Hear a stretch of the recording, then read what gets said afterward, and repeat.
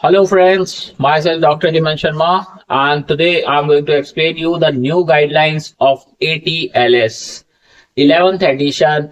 They changed their initial assessment primary survey. Earlier we have ABCDE.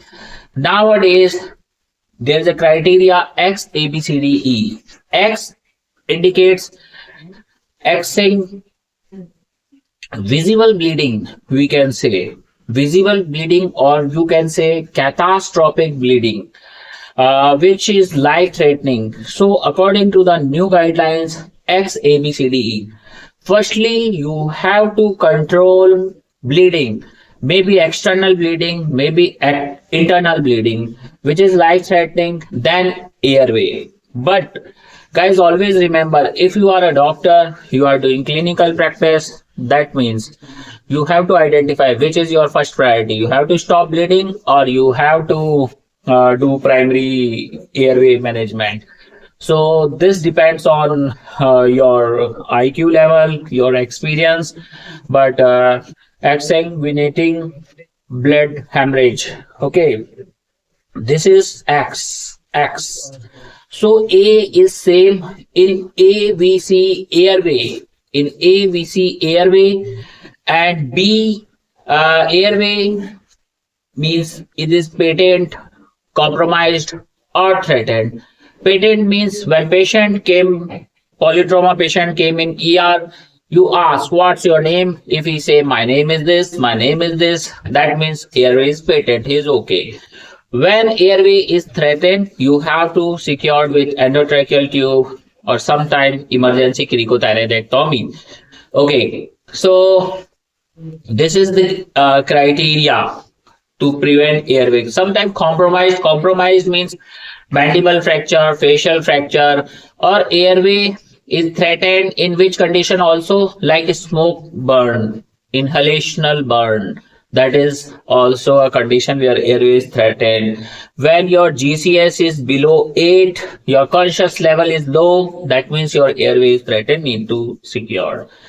One more thing, cervical tenderness you have to assess in airway point. Cervical tenderness, how to apply hard collar in spite of soft collar. There's a criteria which is known as nexus criteria. Okay, according to the nexus criteria, if patient is alcoholic, you have to apply cervical collar. If patient has some distracting injuries like femur fracture, etc. If patient is drug intoxicated, then you have to apply cervical collar. If patient has tenderness or pain in the neck region, you have to apply cervical collar. If patient is unconscious, GCS below 8, you have to apply. Or one more thing you have to remember, all polytrauma patient apply cervical collar. And after clearance, you have to remove. Okay. Now we come on B section, like breathing. Breathing include like bilateral chest air entry. We see there some chest deformities there, etc. Or there is some wound, or there is some abrasion. You have to identify. In breathing area, if there is a tension pneumothorax, you no need to wait for X-rays, etc. Directly put ICD or needle decompression. That is the important thing you have to remember in such criteria. And there is C, in circulation we see bleeding also there, bleeding, but X is life threatening bleeding. You have to approach first, you have to stop bleeding first. And how to understand the bleeding is catastrophic. If patient in a shock, okay, then that bleeding is catastrophic. How to identify shock? Shock means when there is a carotid pulse absent, when there is a femoral pulse absent, patient in a shock, BP is low, that is considered as a shock. Okay. Shock topic I explain in a different video. Then circulation, we find BP, pulse, some bleeding, etc. And D is just neurological disability, where we identify GCS, pupils are reactive or non-reactive, and if patient is hypoglycemic, their conscious level is low, you have to identify drug intoxicated. This comes in primary survey. And you have to find exposure. Exposure means you have to remove patient clothes and identify is there any injury, visible injury, fracture, etc. That is important thing. And adjuncts of primary survey include like X-ray, catheter, rise tube, ABG, blood routine investigation, blood grouping, cross match, etc., IV cannula, etc. These all are adjuncts. You have to perform together, adjuncts and primary survey. Okay, and this primary survey, if you done now and after that patient condition is deteriorate, you have to repeat primary survey immediately. Okay, primary survey, there is no such limit, no such time when to repeat.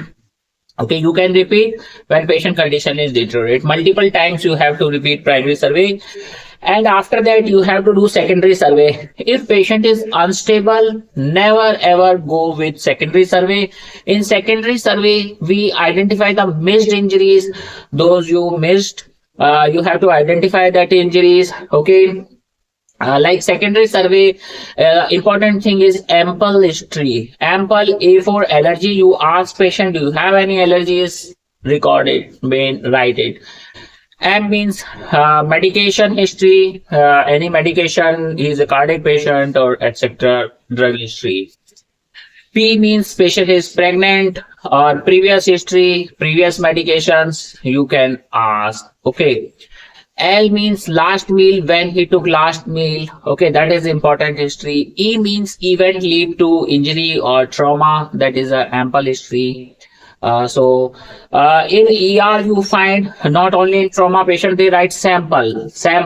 S means signs and symptom, then ample is the same. For medicine also we can use this. In secondary survey you have to do the examination, head to toe examination. In head you have to identify any abrasion, any laceration wound, you can see eye there, any hematoma, nose deformity, face deformity. Neck you can find is there any hematoma, difficulty, abrasion, laceration. Then chest you have to identify abnormalities, rib fractures, etc. That is much more important. One more thing, after that you have to see abdomen. EFAST is a comes under primary survey. Here in secondary survey you have to do CT, whole abdomen, triple phase, like arterial phase, venous phase, portovenous and delayed phase. That is the important thing in secondary survey. After that you come to genital region, perianal region. Is there any hematoma, scrotal hematoma, blood at meatus, etc. You have to identify any anal bleed or anal rupture. After that you have to come on extremities like upper limb, lower limb. Okay, all extremities you have to identify. And after that you do patient log roll to find the stap deformities of his spine. That is the important thing. So in CT is considered in a secondary survey, not in a primary survey. If your patient is stable, you can do CT. If patient is unstable, you are not able to do CT scan. If patient is fast positive, unstable, do laparotomy. If patient with when you put ICD bilaterally or single ICD, when is the indication of emergency thoracotomy, when blood came around 1500 ml in a single attempt, that means you have to do thoracotomy in an immediate trauma patient. If a previous trauma and you put ICD and 1500 ml or more blood is come, that is retained blood, so no need to do thoracotomy in such conditions.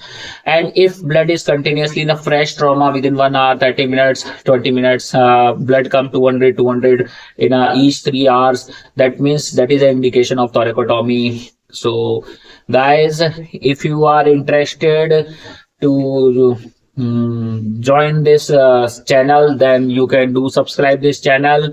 And my target to put all ATLS videos here, which helps you to understand each phenomena. If you have any questions regarding this primary and secondary survey, you can write in a comment section. Thank you for watching this video. If you like this video, put like on it. Thank you.